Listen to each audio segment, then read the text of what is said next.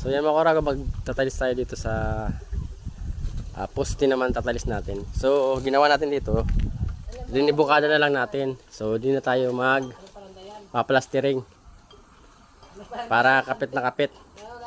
So ganito yung gagawin namin na di na kami magpapalitada kasi medyo tatagal pa tayo yung palitada. So kakabit na lang natin na nakaribukada. So kapit na kapit yan kasi nakaribukada yan.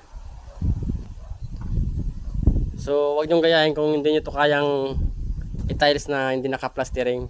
So kami kasi, yan si Palpak, kayang-kaya kasi yan na i-tiles kahit nakaribukada lang. Basta may guide na tansi. 1 pack, 2 pack. Naka-ano lang yan, naka-ribukada lang. Gabos mo naan. Pero may tansi tayo na guide. So kung kaya niyo itong gawin na kahit di nyo palitadahan,